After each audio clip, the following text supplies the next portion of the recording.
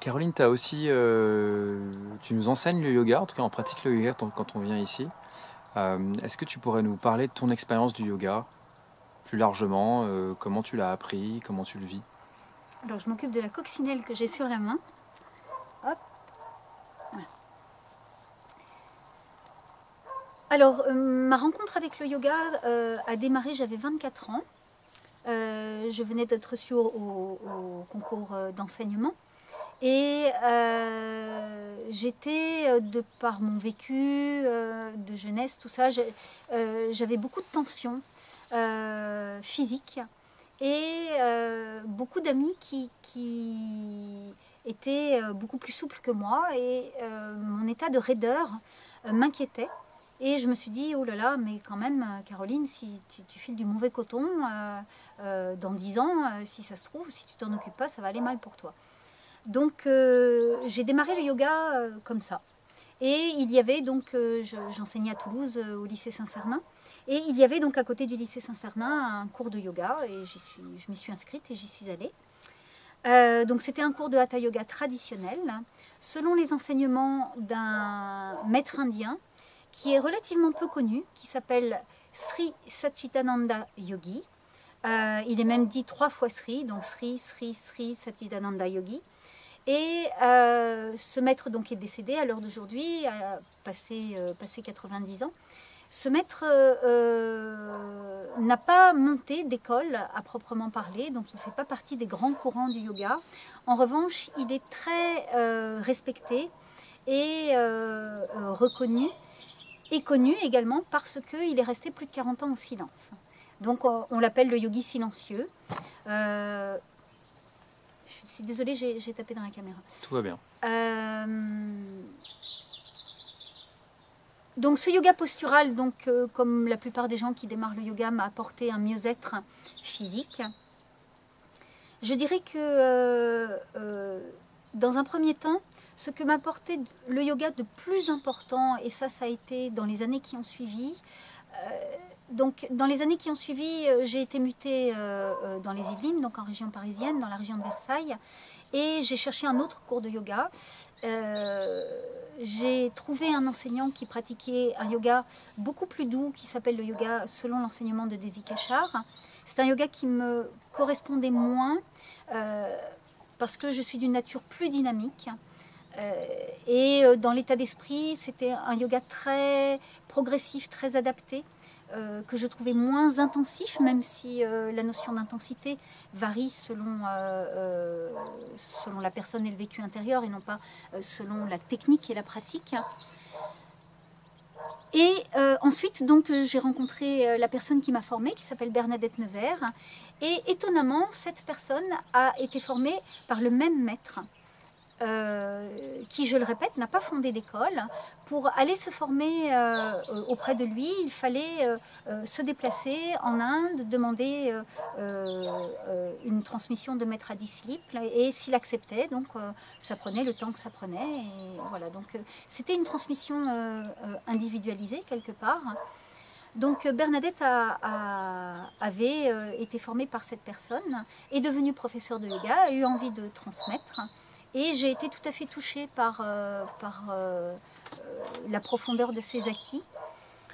Je dirais que la chose la plus importante que m'a apporté le yoga, c'est la respiration. D'une part, apprendre à mieux respirer d'un point de vue technique, respiration abdominale, respiration thoracique, respiration yogique complète.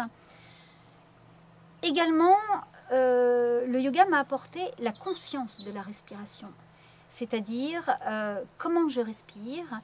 Et c'est d'autant plus important que si je garde dans mon quotidien la conscience de ma respiration, comment je respire, ceci revient à, d'une part, garder un lien avec son fonctionnement mental, car en méditation, le mental s'apaise par la pratique de la méditation sur le souffle, beaucoup. Donc plus je vais être en connexion avec ma respiration quelque part, plus je garde une connexion de conscience.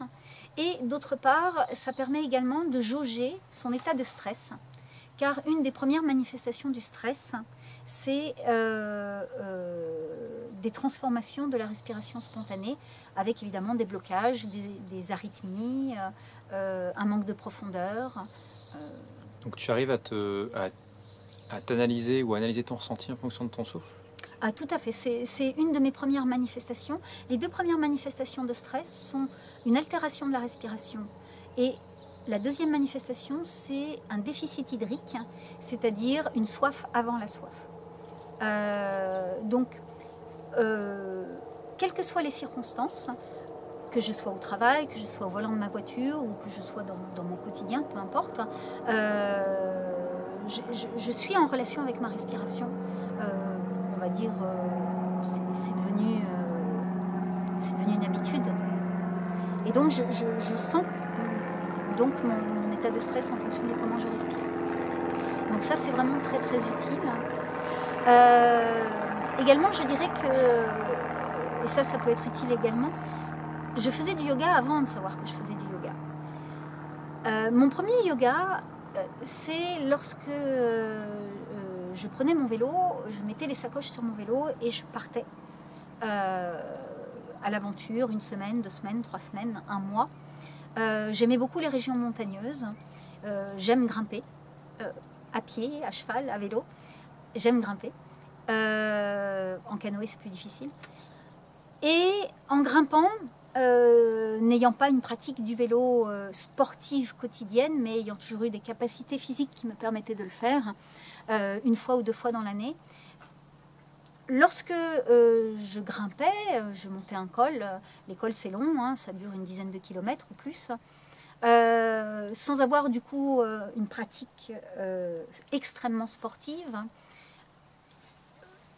Du coup, à force, le corps est mobilisé, la respiration est mobilisée et il arrive un moment où on trouve ce qu'on pourrait appeler son rythme de croisière, c'est-à-dire la dureté de la pédale, le bon développement, le bon rythme respiratoire. Et lorsqu'on est dans cet état, tous les sportifs le connaissent en fait, c'est valable quand on court, on rentre dans un rythme et une relation à l'effort qui est une relation juste, c'est-à-dire une relation dans laquelle on a de la détente dans son coup de pédale, une respiration profonde et la possibilité de durer longtemps. Voilà. Et ça, c'est tout à fait un état que l'on peut retrouver dans une posture. C'est un alignement propre au yoga. C'est un alignement du corps, du souffle et de l'esprit, et c'est l'état de yoga. Ouais. Je l'ai vécu également en montagne, en grimpant à pied, en portant, etc. Est-ce que tu as pu aussi te rendre compte au fur et à mesure de ta pratique que tu avais moins besoin de respirer? Que tu respirais, tu avais moins de respiration par minute? Je ne sais pas si c'est quelque chose que tu as pu contacter ou pas. Alors oui, effectivement, c'est-à-dire que plus la respiration se déploie dans le quotidien, plus le rythme des ventilations baisse et plus la profondeur ventilatoire est efficace. Donc effectivement, je peux dire que la pratique du yoga m'a amené à avoir une respiration plus profonde et plus posée. Tu as évoqué tout à l'heure le fait d'avoir préféré, en tout cas à un moment de ta vie, dans ta jeunesse, un yoga plus intense, plus physique. Aujourd'hui, il y a beaucoup d'écoles de yoga qui arrivent, qui arrivent depuis longtemps, mais qui sont arrivées en Occident. Moi, j'ai beaucoup projeté sur le yoga pendant des années, sauf que mon corps étant très très raide aussi, comme le tien, quand tu étais plus jeune, je me suis beaucoup heurté au yoga, beaucoup de frustration. Et puis j'ai découvert plus récemment des yogas plus doux, plus respiratoires, peut-être plus énergétiques aussi, qui moi, pour l'instant, je trouve me correspondent mieux. Est-ce que ça t'évoque quelque chose justement, ces différences-là? Est-ce que le yoga, c'est forcément un alignement du corps avant tout? Est-ce que c'est forcément assouplissant? Alors, il existe différentes techniques de yoga. Je ne les connais pas toutes. Je connais, on va dire, les courants traditionnels les plus connus. Alors effectivement, il y a des yogas qui sont plus doux, plus progressifs, plus aménagés, d'autres plus intenses physiquement. Je dirais qu'il n'y en a pas un qui est meilleur qu'un autre. Il faut trouver celui qui nous correspond le mieux. Pour ma part, je me situe un petit peu dans un yoga d'intensité intermédiaire, je ne devrais pas dire intensité, mais de mobilisation physique intermédiaire entre un yoga qui mobilise différemment, plus doucement, comme le yoga de Desikachar et le yoga Iyengar. Donc le yoga de Satchitananda est, je dirais, un yoga plutôt tonique, peut-être à mi-chemin entre les deux. Iyengar étant le plus tonique. C'est un yoga qui mobilise beaucoup, beaucoup, beaucoup le corps. Après, ils sont tous des yogas, ils sont tous intéressants, ils ont tous la même optique. Il faut trouver d'une part le yoga qui nous correspond le mieux, et puis l'enseignant qui nous correspond le mieux. Et puis voilà. Après, le propos du yoga, c'est de réunir le corps et l'esprit. Et l'énergie. Bien sûr, ouais. Et l'énergie. Recentrer. Tout se fonctionne. Je me souviens plus de la question de départ. C'était assez diffus, donc tu y as très bien répondu. Ça m'évoque aussi ce que tu dis là, la distinction ou la non-distinction entre le yoga et la méditation. Plus ça va, plus j'ai l'impression que ça se rejoint. En fait, la méditation est un yoga du mental. D'accord. Voilà. C'est-à-dire que... Donc c'est du yoga. Oui, ça fait partie du yoga. On peut pas. Ça fait partie du yoga. Nous employons des termes différents pour préciser les choses, mais ça fait partie du yoga. Le yoga, à l'heure d'aujourd'hui, pour moi, fait partie intégrante de mon quotidien. Ce que j'aime à rappeler, c'est que j'ai eu une période de pratique intensive qui était nécessaire, durant laquelle j'étais purement végétarienne, durant laquelle je pratiquais les techniques de purification, les kriyas, les chatkarma, les postures, les techniques de pranayama. J'ai aussi introduit les pratiques sonores. Ça m'intéresse beaucoup, la vibration sonore. Les mantras. Les mantras. Le mantra yoga, je préfère dire, plutôt que les mantras. À l'heure d'aujourd'hui, je dirais que ma pratique du yoga est beaucoup plus à l'écoute de mon besoin. C'est-à-dire, je peux passer un mois et demi sans aucune pratique de yoga. En revanche, mon yoga est quotidien. Il est intégré à mon mode de vie. Je ne le surveille pas, mais je suis consciente de ma respiration. J'essaye, dans la mesure du possible, bien que je puisse être rattrapée dans mon quotidien par un rythme qui dépasse celui qui est bon pour moi, mais j'ai un rythme qui est un rythme yogique qui me correspond. Je fais attention à mes actions avant, pendant et après la posture, ce qui est très important. Aussi, je n'ai plus de séances de yoga construites comme auparavant, c'est-à-dire que je prends la posture qui m'est utile, si posture utile il est, je prends la posture qui m'est utile ou les quelques postures, j'utilise la longueur des postures selon mon besoin, et surtout, ce que j'aime à rappeler également, c'est que dans les préceptes de yoga, il est dit que tout est posture. Et ça, on l'oublie, car à l'heure d'aujourd'hui, la référence de qualité du yoga se réfère toujours à une école, à une tradition et à un maître de référence. Et la notion d'évolution du yoga se perd un peu. Tout est posture. Donc l'important, ce n'est pas ce que je fais, c'est comment je le pratique. Autrement dit, si j'ai une page d'écriture, ça peut être un yoga. Si j'ai une pratique musicale, ça peut être un yoga. Je pratique un instrument de musique, d'accord ? Si je suis à l'écoute de ma respiration, si je suis à l'écoute de comment je suis axée physiquement dans le rapport à mon instrument, si je suis axée sur mettre de la détente dans l'effort et mettre de la tonicité dans la détente, alors c'est un yoga. Donc tout peut être yoga et aussi tout est posture. Donc à l'heure d'aujourd'hui, ce qui est très intéressant pour moi, vu que j'ai toujours été mue par une dynamique de création, c'est d'utiliser le yoga traditionnel tel qu'il m'a été enseigné, mais aussi de créer des nouvelles postures et de créer des mouvements, des attitudes, des automassages, des choses qui sont un yoga qui m'est utile en temps présent, que je peux éventuellement répéter, mais qui peuvent aussi évoluer et ne plus être utilisés par la suite. Est-ce que tu peux nous décrire ton quotidien et ta pratique quotidienne? Mais si je comprends bien, aucune journée ne ressemble à celle d'avant ou à celle d'après. Exactement, mon quotidien est celui de tout le monde, c'est-à-dire je me lève, je me lave, je mange, je fais tous les autres besoins. Sur le plan du yoga, je voulais dire. Ceci étant dit, effectivement, c'est très variable selon les jours et selon les périodes de ma vie. Donc je peux revenir à la tradition, comme je peux m'en éloigner, comme je peux avoir des périodes sans pratique, au sens habituel de la pratique. Il en va de même pour la méditation. C'est-à-dire que je peux ressentir le besoin de méditer souvent, longuement. J'ai des périodes où je peux méditer 8 heures par jour, par exemple. Ce n'est plus le cas en ce moment, et j'ai des périodes où je ne médite pas. J'ai des périodes où la méditation est remplacée par l'oisiveté. C'est une chose que j'ai introduite dans mes transmissions. Je dis toujours qu'il est aussi utile de savoir être oisif que de méditer, car pendant l'oisiveté, avoir des périodes où l'on ne fait rien, car pratiquer le yoga, ce n'est pas rien faire, mais avoir des périodes où on ne fait rien... C'est un effort. C'est clairement un effort. Oui, c'est une action. Ouais. Donc, avoir des périodes de totale réceptivité où je n'ai même pas l'intention de méditer, car méditer est aussi une pratique, c'est aussi une technique.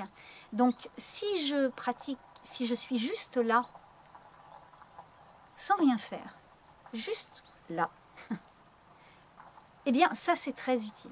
Dans notre culture, en Occident, c'est très utile de retrouver cet état naturel, de pouvoir être là, sans rien faire, sans rien pour occuper ni mes oreilles, ni mon esprit, juste être là. Et c'est quelque chose qu'il est utile de retrouver de soi à soi, dans son quotidien, et qu'il est utile de retrouver ensemble. Lorsque nous sommes en stage, j'utilise la méditation avec une grande régularité. J'utilise aussi des moments où nous sommes ensemble, assis là, sans rien faire, les yeux ouverts, juste pour retrouver cette sensation de bien-être, qu'être bien ensemble ne passe pas par une interaction verbale, ne passe pas par une interaction gestuelle, ne passe pas par l'intérêt que l'on peut susciter par des projections identitaires, mais juste être là, naturellement. Cet état est extrêmement bénéfique, car il permet une libre circulation des énergies, une libre circulation de la joie et une ouverture du cœur dans un état d'accueil. Et ça, c'est très précieux.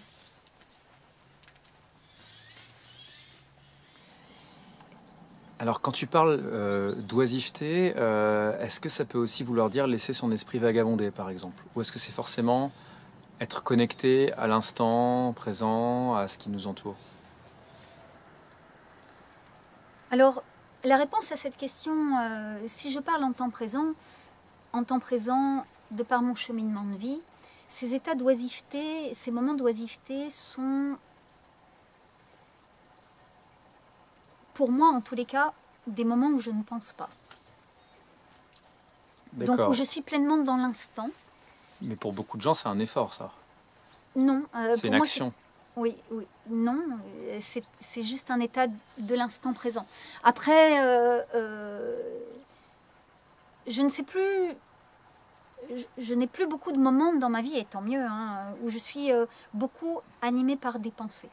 Je peux l'être si je suis préoccupée par mon emploi du temps, si je suis préoccupée par le fait d'être efficace dans l'organisation de ma journée, si je suis préoccupée par un thème que je vais développer en conférence, si je suis préoccupée par l'amélioration de notre lieu de vie, ce que j'ai à mettre en œuvre pour ça, les interactions avec mes collègues sur place, dans quel ordre je dois m'organiser pour que ce soit au mieux efficace. Mais dans ces moments d'oisiveté, en fait, j'ai très peu de pensées. Et en tous les cas, il y a beaucoup de moments où je n'en ai pas. Après, je pense que c'est différent selon les gens. Et quand je dis il est utile d'avoir des moments d'oisiveté, si durant ces moments d'oisiveté, vous êtes animé par des pensées, il n'y a pas de mal à ça. Le propos, c'est de n'être occupé par aucune action. juste être là, présent à soi. Alors probablement que la raison pour laquelle j'ai peu de pensées ou pas de pensées, c'est parce que j'ai beaucoup médité d'une part, et aussi parce que j'ai pris l'habitude d'avoir une référence à mon vécu, à mon incarnation et à mon environnement basé sur la sensation. Donc je dirais que spontanément, dans un moment d'oisiveté, je vais plus être portée dans l'écoute de mes sensations, ce qui n'est pas une concentration, Ah, bah, ce qui est juste un ouais. état. C'est pas une observation méditative. Parce que ça sonne comme ça quand tu le dis. Non, c'est devenu une habitude, c'est devenu un état. C'est là que la frontière entre justement le yoga et la méditation, qui sont pour beaucoup et pour moi un effort, est assez ténue avec ce que tu appelles l'oisiveté, justement. Disons que mon oisiveté est de cette nature-là Ouais. maintenant.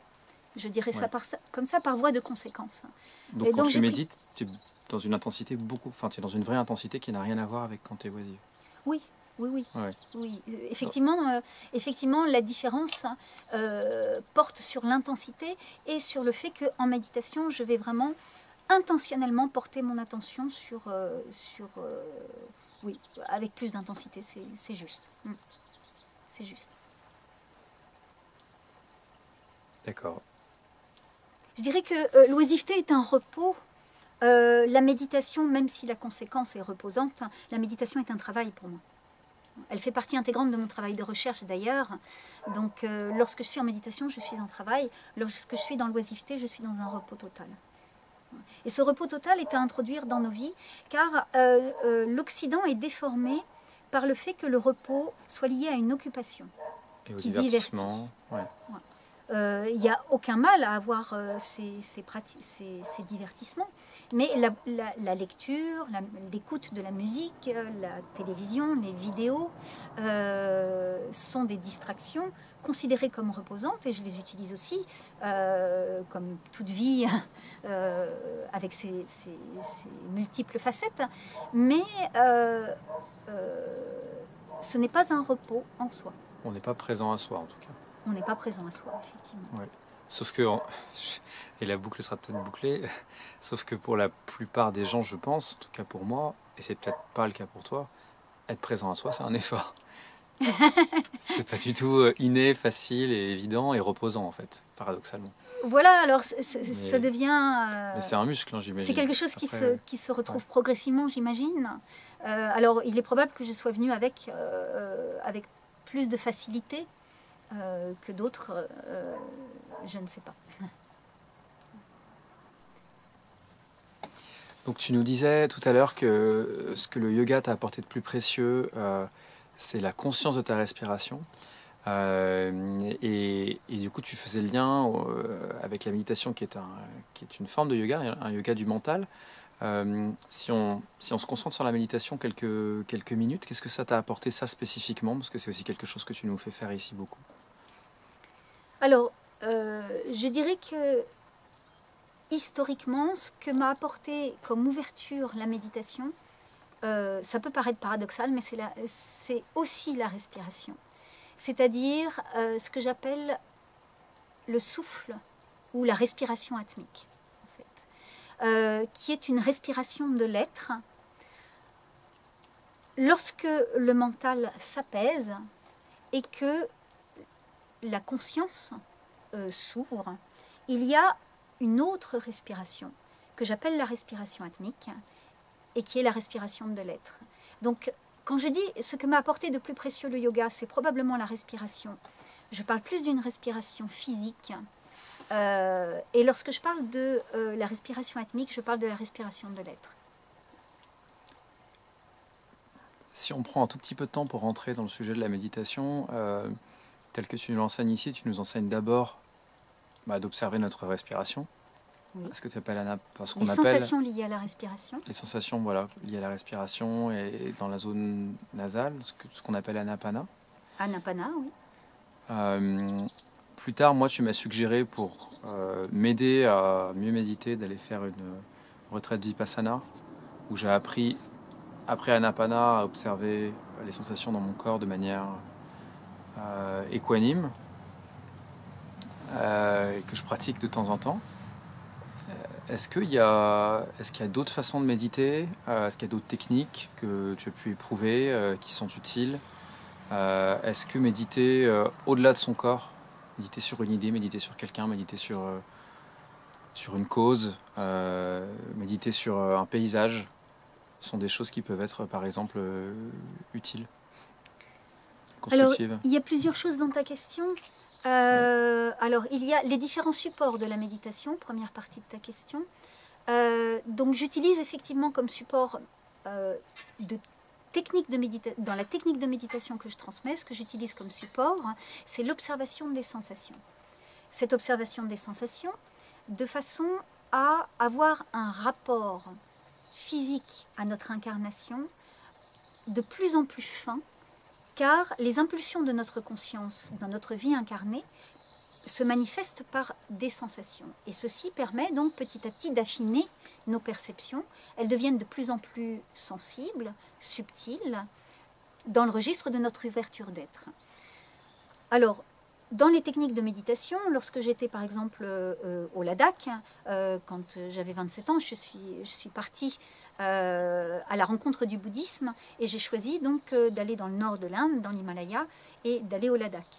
Donc j'ai fait des expériences multiples dans des monastères, j'ai fait des expériences, j'ai appris à dessiner une tête de Bouddha, j'ai appris à dessiner Shakyamuni Bouddha, dans cet apprentissage qui était encadré par un moine tibétain, pour rentrer dans le dessin. Nous commencions toujours par une méditation sur Shakyamuni Bouddha, et cette méditation passait par une visualisation où on visualise cette représentation du Bouddha et on le visualise donc dans sa posture, on le visualise dans ses qualités et on le visualise aussi assis sur des coussins couleur d'or, etc. Donc tout ceci la visualisation est une méditation qui permet d'avoir des inductions ciblées. C'est utile. Donc c'est une autre possibilité. On peut utiliser des images, on peut utiliser des symboles.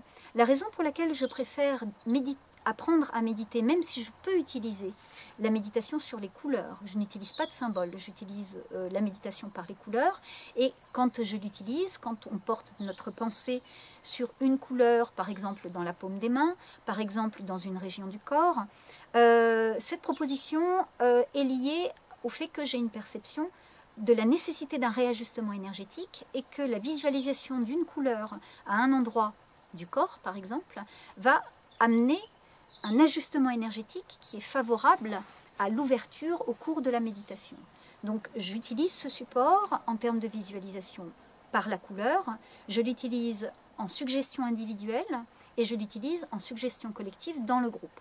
Je peux moi-même, lorsque vous êtes en pratique, si vous êtes en pratique d'anapana, c'est-à-dire méditation sur la respiration, ou vipassana, méditation sur les sensations, je peux moi-même, lorsque j'accompagne la méditation, apporter quelques équilibrations en utilisant des couleurs ou en réajustant mon attention sur une partie de mon corps ou sur une personne du groupe.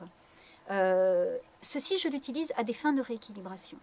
En revanche, je pense qu'il est utile d'avoir à la conscience que toute méditation qui utilise une visualisation utilise une projection pensée. Et que cette projection pensée est une action mentale.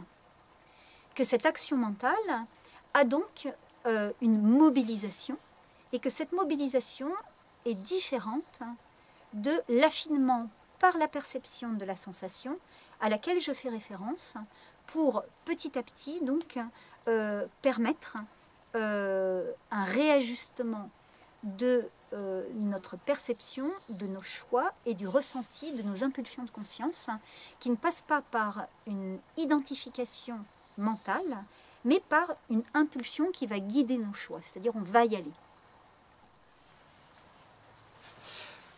Toujours sur le sujet de la méditation, moi tu m'as suggéré au bout d'une bonne année et demie d'aller faire une retraite Vipassana, alors qu'on en avait parlé avant, tu me disais non, non, surtout pas. Donc il y a eu un changement. Par ailleurs, j'ai pu voir que tu avais ta propre façon aussi de nous enseigner la méditation. Est-ce que tu peux nous en dire un petit peu plus sur ta méthode à toi? Pourquoi il y a des gens à qui tu suggères de faire une retraite Vipassana, d'autres non? Est-ce que c'est peut-être utile d'en refaire? Voilà. Alors,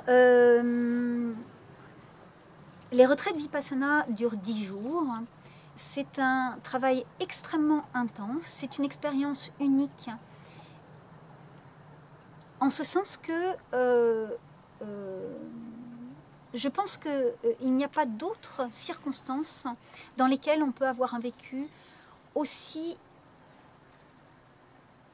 intense que 10 jours à faire 8-9 heures d'assises par jour dans des méditations guidées, durant lesquelles il y a un vœu de silence, durant lesquelles il y a dans un hall de méditation 60, 80 ou 100 personnes.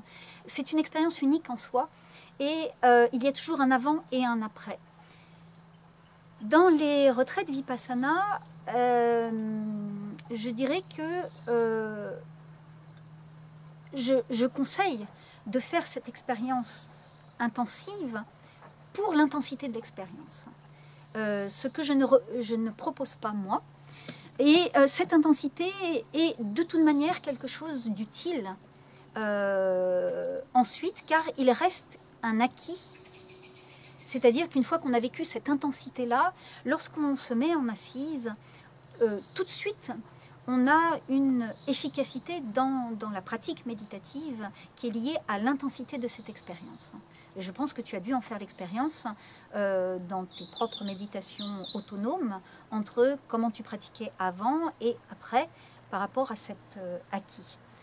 On peut perdre le contact en revanche si on ne pratique plus. Ça oui, j'ai pu le contacter aussi, ça, justement. Sûr, on perd le contact. Ouais. Je dirais que là où peut-être je n'adhère pas complètement à la retraite de 10 jours comme étant un passage le plus approprié pour démarrer, et même et parfois donc, lorsque je rencontre des personnes qui démarrent un travail, je fais cette proposition peut-être au bout de plusieurs années, et peut-être pour certains je ne l'ai pas fait encore. C'est lié aux adhitanas.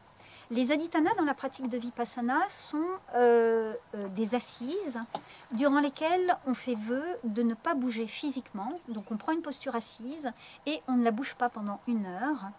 Et on fait les vœux, donc on fait le vœu de ne pas bouger et de ne pas ouvrir les yeux.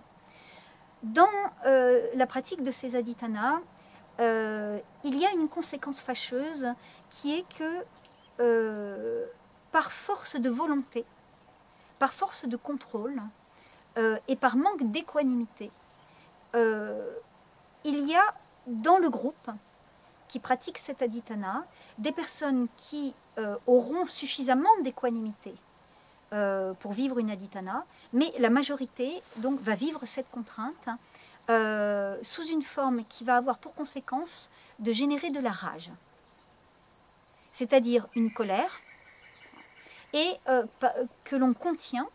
Tant la souffrance physique est grande. Tant la souffrance physique est grande, et tant la volonté de continuer à maintenir cette discipline est forcée. C'est toute la différence que je fais entre la discipline et la rigueur. La rigueur consiste à maintenir la linéarité du travail, et chaque fois que mon esprit s'égare, que je prends conscience qu'il n'est plus sur le sujet d'observation, je le ramène, et chaque fois que nécessaire. Ceci, c'est la rigueur de la pratique. La différence entre cette rigueur et la discipline, c'est que la discipline va amener une énergie de contrainte, et cette énergie de contrainte, par volonté, va amener une compression énergétique dans laquelle l'être va être en asphyxie. Et d'ailleurs, dans toutes les adhitanas, j'ai pu le constater dans les centres Vipassana, je dirais de par le groupe, ça ne veut pas dire que tous les gens le vivent, mais on va dire majoritairement dans le groupe, dans la majeure partie du temps, il y a une asphyxie parce que la respiration atmique ne peut pas circuler. Et lorsqu'il y a cette asphyxie, la joie n'est plus suffisante pour sous-tendre la méditation. La joie est une vibration, ce n'est pas un état émotionnel, c'est une vibration. Et je trouve que ceci est très dommageable. Ce sont deux paramètres auxquels je fais très attention dans mon accompagnement en groupe. Je fais attention à ce que la respiration atmique soit suffisante, donc que le groupe n'entre pas en asphyxie, et je fais attention à ce que à la libre circulation de cette vibration de joie, justement pour que l'ouverture de l'être soit présente. Alors, du coup, ces adhitanas sont, de mon point de vue, pour certaines personnes en tous les cas, trop de contraintes, au détriment de ce que pourrait apporter une pratique plus légère. Moi, j'avais paradoxalement très bien vécu l'adhitana. C'était même les moments les plus intenses de ma retraite vipassana, mais parce que j'étais sur une chaise. Oui. Donc j'avais un peu mal à la nuque, mais le reste du temps, pendant 1 heure, j'ai maintenu mon vœu, 3 fois par jour, mon vœu d'immobilité est plutôt bien, et surtout, du coup, j'étais plus dedans que le reste du temps. Et je me souviens que tu m'avais dit oui, mais du coup, tu n'as pas vraiment vécu une adhitana, ou c'était pas une vraie adhitana parce que tu n'étais pas assis en tailleur par terre comme tout le monde. C'est pas exactement ce que je voulais dire. Alors, peut-être je me suis mal exprimée. Je vais essayer donc de préciser les choses. Parce qu'il y a un équilibre dans la contrainte, en fait. Voilà, c'est-à-dire que l'utilité de l'adhitana, c'est par la contrainte, par l'engagement, pas la contrainte, mais par l'engagement que l'on a de rester dans cette posture physique, nous sommes confrontés à la souffrance beaucoup plus puissamment. Et si l'équanimité est suffisante,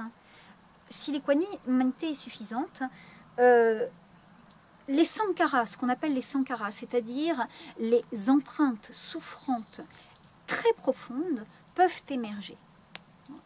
Et donc être libéré si l'équanimité est suffisante. On entend par équanimité l'absence de réactivité, c'est-à-dire la capacité d'accueil de façon générale. Donc lorsque je parle de sexualité, je dis être pénétré par la vie. Si je parle d'équanimité, je vais être pénétré par la souffrance. Voilà.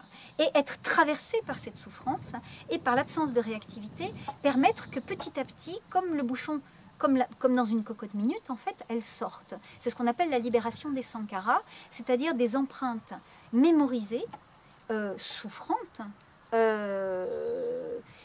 Alors, dans cette souffrance, il peut y avoir une souffrance physique, mais il y a aussi des souffrances qui sont des souffrances de l'être.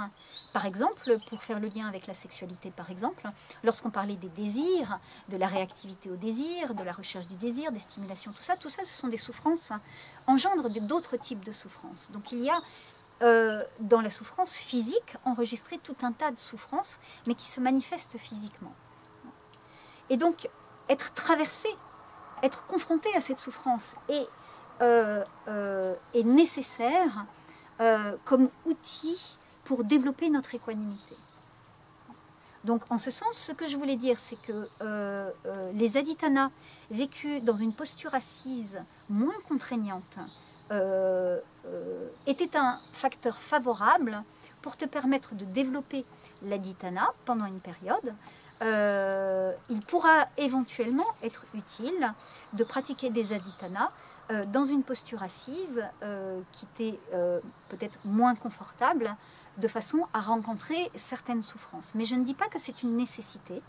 Et je reste fondamentalement convaincue que, et d'ailleurs c'est le cas dans mon accompagnement à la méditation à l'heure d'aujourd'hui, je travaille avec certaines personnes qui sont en travail de recherche intérieure depuis de nombreuses années, et je n'ai à l'heure d'aujourd'hui proposé encore aucune adhitana, car je considère que dans le groupe que nous constituons, l'équanimité n'est pas suffisante et que l'adhitana ne serait pas porteuse d'une transformation constructive. D'accord. Et pour conclure là-dessus, aujourd'hui, donc 1 an après Vipassana, j'ai connu des méditations assises en tailleur où je vivais de la souffrance et où j'arrivais à rester équanime. Donc j'ai contacté que c'était sans doute encore plus utile d'arriver effectivement, en tout cas aujourd'hui, à les faire voilà. sous une forme de mobilisation plus intense, quoi. Voilà, donc voilà. Donc ça c'est un des éléments majeurs par rapport aux propositions à Vipassana. Donc les retraites de méditation Vipassana sur 10 jours sont une intensité d'expérience unique est extrêmement constructive. Il y a un avant et un après.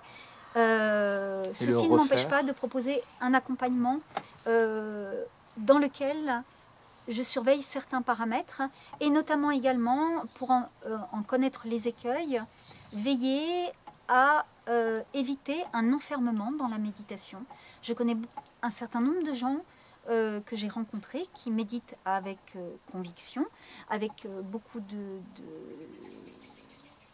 de sincérité, et qui, dans cette pratique méditative, au lieu d'ouvrir à cette sexualité, d'être pénétré de plus en plus profondément, puissamment dans la douceur par la vie, vivent une forme d'isolement, un isolement qui est sécurisant, comme c'est un état intérieur dans lequel on se réfugie et que l'on retrouve, mais dans lequel, sans s'en rendre compte, la personne construit une séparation entre la vibration vivante et sa perception.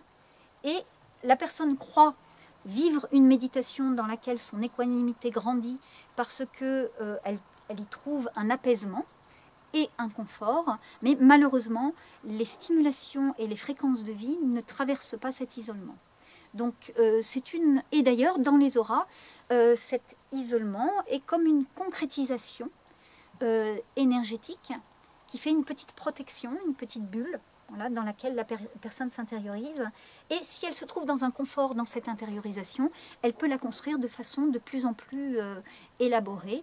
Et à ce moment-là, c'est compliqué ensuite de sortir de ça pour retrouver une autre forme de méditation plus ouverte et dans laquelle donc l'énergie de création peut circuler. Donc je connais également cet écueil-là et j'y suis tout à fait attentive. Et est-ce que tu peux resuggérer de faire Vipassana à nouveau, par exemple? Ah oui, bien sûr. Pour contacter, d'accord, tour de concentration. Bien sûr. Ou de surtout plus jamais le faire parce que justement, c'est pas fait pour nous. Dans un travail d'évolution, j'essaye d'être attentive à faire des propositions qui me semblent ajustées. Je peux proposer à une personne, dire là, je pense que ce serait utile, peut-être à propos de faire une retraite Vipassana, ou je peux dire aussi, je pense que ce serait à propos de refaire une retraite Vipassana, une deuxième, une troisième fois, voire moult fois, selon. C'est pareil, sur le thème de la méditation, comme sur tous les thèmes, en fait, je n'aime pas le fait de caler une norme qui va correspondre à tout le monde. Donc c'est pareil, s'ajuster à une pratique de méditation 1 heure le matin, 1 heure le soir. Mon discours est légèrement différent, enfin il est substantiellement différent. C'est-à-dire je pense qu'il est utile d'introduire la méditation dans son quotidien. Si c'est pas quotidien, ça n'est pas grave, mais de l'introduire. Alors peut-être qu'au début, il faut se donner une régularité, se dire c'est tel jour à telle heure, c'est utile pour avoir une rigueur, et puis ensuite petit à petit en venir à son ressenti. Je connais des personnes qui sont venues ici commencer un travail avec moi dans une démarche de création et de conscience et qui méditaient 1 heure par jour le matin et 1 heure par jour le soir, ce qui fait 2 heures dans la journée, et à qui j'ai dit arrête tout, va danser. Ouais, ou sois oisif. Ou sois oisif, ouais. Ou bois un coup de rouge ou mange du chocolat. Voilà pour la conclusion. On parlera de diététique une prochaine fois.